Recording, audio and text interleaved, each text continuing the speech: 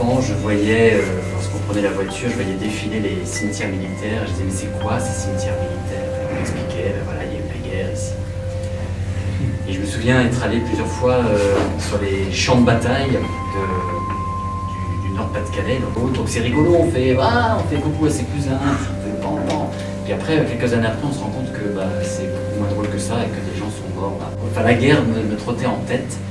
Quand je me suis mis à écrire, Lionel Jospin a proposé la réhabilitation des soldats fusillés pour l'exemple. Et moi, à l'époque, je me suis dit, mais c'est quoi cette histoire de mutin? C'est quoi cette histoire de soldats fusillés sur l'ordre de l'état-major? Donc je me suis documenté. Et j'ai été passionné par ce que j'ai lu, par ce que j'ai découvert. Et donc j'ai écrit cette partie qui se passe en 14, donc l'histoire de Gus, Toinou, Jaco, Rose. Et quelques années après avoir écrit Estafette, j'ai écrit la suite, en fait, qui se déroule plusieurs dizaines d'années après. Rose a vieilli, elle est restée sur place, sur cet ancien champ de bataille qui est devenu lieu du souvenir. Et donc j'ai inventé l'histoire. La première scène d'Adjebert, c'est Rose qui est capable de communiquer avec Anselme. Et il est revenu, il y a un corps qui est remonté du passé avec une veste et un mouchoir de dentelle. Ça y est, c'est lui, c'est Gus. Paf! Flashback, on retourne 50 ans avant, 60 ans avant, 1914. Et donc voilà, ça donne une pièce à la structure un peu étrange, un peu complexe, avec deux temps différents, les morts qui parlent, les souterrains, le sol, la guerre, la mort, la souffrance. Voilà pourquoi Adjebert.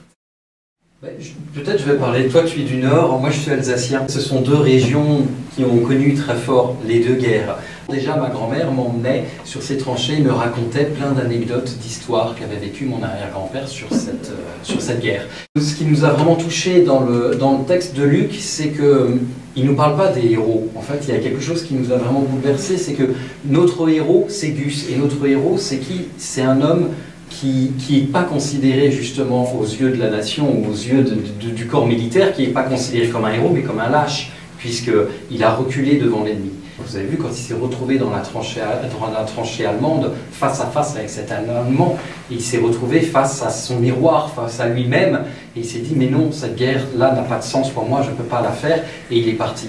Et moi je trouve que c'est un acte héroïque, et c'est ce qui m'a profondément touché dans le texte de Luc, de donner la parole à cet homme-là, et de donner la parole aussi à Rose, parce qu'on ne parle jamais des femmes pendant la guerre. On parle des hommes qui sont morts, on parle des hommes qui se sont battus, on a les grands noms des chefs militaires qui ont été des héros, mais qui en fait ont amené surtout énormément de gens à la mort, et qui parfois sont héroïques parce qu'ils ont gagné 10 mètres de terrain sur un no man's land, ce qui est complètement absurde. Et Luc nous dit tout ça, mais avec beaucoup de poésie, et avec beaucoup d'humanité. Moi, ce texte-là m'a bouleversé, et avec Cécile, on s'est dit, il faut qu'on le monte. C'est vrai qu'il y a aussi des moments où il y a des mots qui nous touchent particulièrement, et voilà, on ne peut pas faire autrement que d'y aller, quoi. Pour nous, ce qui est chouette, c'est qu'on a près de nous, en particulier ce soir, quelqu'un qui est un auteur qui est là, qui nous suit, qui nous accompagne. C'est très précieux. Effectivement, il y a beaucoup d'univers différents, beaucoup de lieux différents, qui peut être un peu complexe pour le monter en jeu de comédien. Mais en marionnette, du coup, ça devient vraiment une aire de jeu incroyable. Et nous, on aimait beaucoup le travail d'un plasticien qui s'appelle Laurent Abécassis, et on lui a demandé de fabriquer ces marionnettes-là. Et donc, il nous a fait ces marionnettes-là. Ça, c'est un plasticien, c'est pas quelqu'un qui fabrique des marionnettes à la base. Moi, je crois que je ne saurais pas manipuler la marionnette de Vincent, et je pense que Vincent aurait du mal à la manipuler. Alors, en général, on commence par la grammaire. On commence par essayer de voir comment elle fonctionne. Qu'est-ce qui marche et qu'est-ce qui ne marche pas.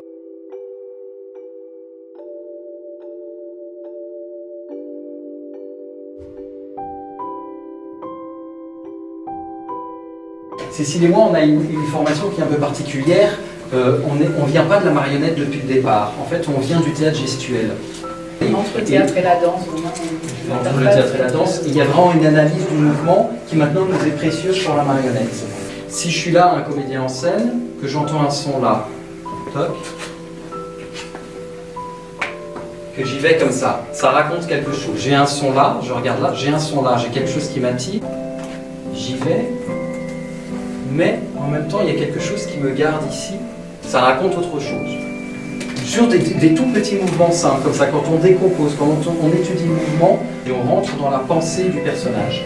Et ces choses-là qu'on peut faire sur un corps, on peut les faire aussi sur une marionnette. Et là, on est déjà dans le théâtre. Si je vous parle comme ça, vous me regardez moi, mais j'ai juste à poser mon attention sur la marionnette, et là, tout de suite, votre regard se met dessus. Quand tu écris, est-ce que tu imagines tes personnages? Est-ce que tu les visualises? Est-ce que tu leur prêtes des caractéristiques ou pas? Non. Quasiment pas. C'est les mots, c'est le texte qui file. Alors on entrevoit des choses, on a des bouts de vision comme ça, très rarement les visages. Une silhouette. On peut voir une silhouette de personnage. Et pour les espaces, c'est pareil. Comme quand je crée dans le texte des morceaux qui vont poser des problèmes au metteur en scène, ça je le sens, je le vois venir. Ah oui. Au moment où je l'écris, je me dis « Ah, il y a encore un mort qui parle » ou il y a un objet qui parle, parce que je peux parler des objets aussi. Il y a un objet qui parle. Comment le metteur en scène va faire? Bah, c'est pas mon problème. Je suis ravi après, quand je découvre les spectacles, de voir l'intelligence qu'ils ont eue du texte et de voir l'invention qui a été la leur. Voilà, pour moi, c'est bu, c'est rose. Il y a un travail de l'auteur que je ne soupçonnais pas, il y a un travail sur la langue qui n'est pas tout à fait le travail du comédien. Et il va falloir que je m'accroche parce qu'il va falloir que j'aille dans cette direction-là et je réussisse à fabriquer ma langue d'auteur. C'est la première fois qu'une de mes pièces est montée de façon intégrale avec la marionnette. J'adore l'objet marionnettique en tant que tel, et j'adore la relation de la marionnette et du marionnettiste. Ça, j'adore voir le marionnettiste. Je trouve ça d'une beauté extraordinaire.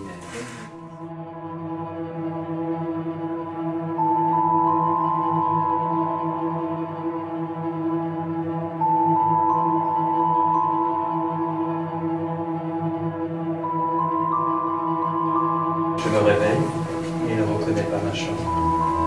Où suis-je? Ces draps sont vrais, j'ai tout se réveille.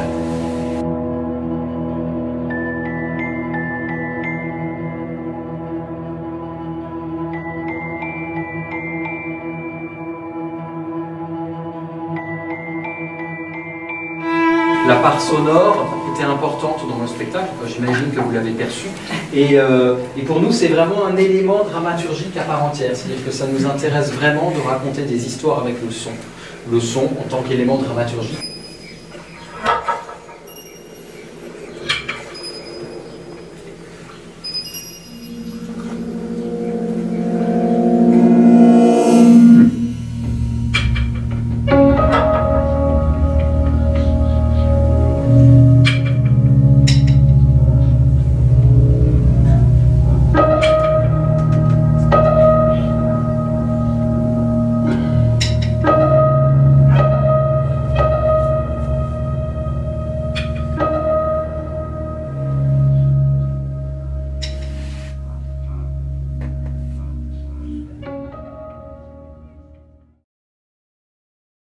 Cet ossuaire que vous avez vu là, qu'on a décidé de travailler en crin, j'ai utilisé le son pour faire de la scénographie. J'ai aussi voulu faire vivre cet ossuaire de manière sonore.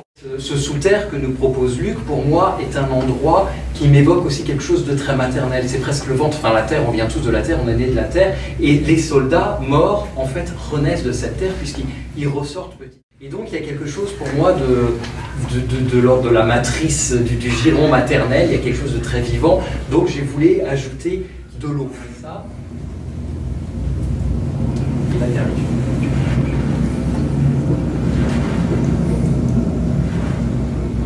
Voilà, comme un frottement, comme quelque chose qui pousse, et ça de temps en temps, il y a des petits sons comme ça qui arrivent.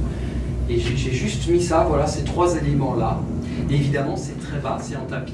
Souvent, je crois, quand on est un peu perdu, en tant que metteur en scène, c'est toujours bien de revenir au texte, parce que souvent les réponses sont dans le texte.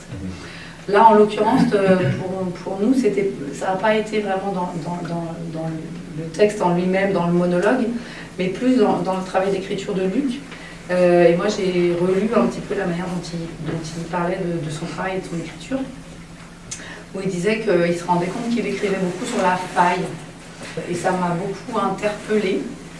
Et je me suis dit, mais oui, c'est ça, la faille. Quand j'ai lu ce mot, je me suis dit, il faut qu'on ait cette image d'une faille qui se referme. Donc, pour nous, en termes de symbole, c'était à la fois représenter la mer et ce soldat qui est dans cet élément un peu fœtal, comme le dit Vincent, un espèce de retour à la mer, retour à quelque chose dans le ventre, mais aussi une paix intérieure. Le nord de la France, l'Est aussi, a vraiment été entaillé, on a creusé pour les tranchées, puis il y a eu les galeries de l'exploitation minière aussi, donc c'est voilà. Donc je parle, et puis la faille, c'est pas simplement la terre, c'est les failles que nous avons en nous, bien évidemment. J'ai l'impression de les voir parfois dans mes personnages. Le terme même de trancher. Oui, trancher dans le vif, bien sûr. Du coup, je l'ai vu un peu comme si c'était du coup un cadavre qui était justement en train de se noyer et qu'il essayait de s'en sortir. Enfin, comme s'il retrouvait du coup son identité. C'est comme ça que du coup... Et tu l'as perçu comme quelque chose de positif ou comme quelque chose de négatif? Troublant. Troublant. Et pour toi, il était en train de se noyer? Ouais. D'accord. Moi, il se noyait, ouais. D'accord. C'est un peu ça, parce que du coup, sa dépouille est sur un bateau et le bateau rejoint... Si j'ai bien compris, Gueule Cassée, du coup, ça va être Gus après la guerre. Mais du coup, pourquoi il ne donne pas son identité à Rose? À ton avis? Est-ce que tu as une hypothèse? Peut-être parce que du coup, il a honte de ce qu'il aurait fait. Peut-être. Peut-être. Ça peut être une explication. Ouais. En tout cas, l'auteur ne nous donne pas d'explication. Non, l'auteur n'a pas forcément d'explication. L'intrigue de Ladjebert est complexe. C'est vrai qu'il y a des rebondissements. On pensait que Gus était mort et il n'est pas mort. Mais il y a forcément une part, je pense qu'il y a une part de lui qui est morte. Comment on peut se relever d'une expérience pareille? Ça y est, je vais mourir, ils vont me tirer dedans, ça y est, je vais mourir, ça y est, c'est fini. Et puis, on entend le nez de tir, et là, peut-être qu'on s'effondre, on s'évanouit, ah, je suis mort, et on se réveille. Mais qu'est-ce qui m'arrive? Donc j'ai imaginé qu'il ne pouvait pas se relever d'une expérience pareille, et qu'une partie de lui était morte. Et que donc, il n'a pas la capacité, il a plus les mots pour dire, mais c'est moi, je suis vivant, c'est moi. Est-ce que vous, de base, vous imaginiez cette pièce jouée par des marionnettes, ou est-ce que vous aviez peut-être une idée où ce serait joué que par des acteurs avec avec aucun filtre, je dirais? Je n'avais pas pensé, en écrivant cette pièce, à ce qu'elle puisse être jouée par des marionnettes. Quand j'étais comédien, et puis après, en tant qu'être humain, mon parcours n'a pas beaucoup croisé la marionnette. Je le regrette maintenant, parce que j'adore ça, et que c'est pas fini. Hein. Mais je trouve ça super, et j'avais bien envie que d'autres pièces soient jouées par des marionnettes. J'ai fait des coupes pour la compagnie de Vincent. Si vous lisez le texte, il y a beaucoup... Voilà, j'ai fait des coupes parce qu'on s'est quand même dit, là, il y a quand même beaucoup de textes, donc il va falloir... Tout à l'heure, je disais, il faut qu'un texte soit éprouvé par la scène.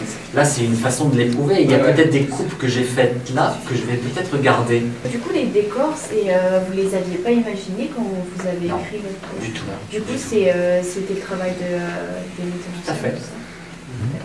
Il y a des auteurs qui écrivent un huis clos, donc pour 3 personnages, dans une seule pièce, une unité de temps, et le décor c'est une chaise, une table. Pour moi c'est très difficile de monter une pièce comme ça parce que j'ai assez peu de place. Enfin, tous ces problèmes-là, tous les problèmes qu'on a rencontrés, on s'est dit comment on va jouer ça. On a été obligé de trouver une réponse artistique à ces questions-là. Par exemple, à un moment, j'ai été scotché par ce que vous avez fait, parce qu'il y a ce plancher de la salle de bal, et à un moment donné, le personnage dit le sol se dérobe sous mes pas. Et là, vous avez une manipulation, vous enlevez le sol, et il devient la chambre de Rose. Là, je me suis dit, waouh! Vous avez suivi le processus de création? Je les ai rencontrés, ils m'ont fait part de leur intérêt pour le texte. On a fait les coupes ensemble. Oui, on a fait les coupes ensemble, c'est-à-dire qu'on a convenu... Moi, ça me coûtait beaucoup de couper dans l'écriture de Luc. Et Luc, tu disais, je me demandais quand est-ce que vous alliez venir. Et Vincent Tanet me disait, mais si, mais il va falloir. Oui. Non, tu vas voir, il va y avoir... Non, mais vraiment, je pense qu'il je savais qu'il fallait couper. Et tant qu'à faire, moi je préfère faire ça avec la compagnie. Oui, Enfin, nous voilà, aussi, pour nous c'était précieux de pouvoir le faire. avec un accord, parce que c'est vrai que ça m'est arrivé parfois de me retrouver comme ça devant un spectacle où une coupe a été faite sans que j'en ai été averti et oups. C'est surtout que parfois, au niveau de la dramaturgie du texte, il y a quelque chose qui ne colle plus dessus. Et là, je me suis retrouvé devant un metteur en scène une fois à lui dire mais tu as coupé ce qui est pour moi le climax de la pièce. Comment tu peux couper ça? C'est pas possible quoi. Il faut que tu réintègres, c'est pas possible autrement.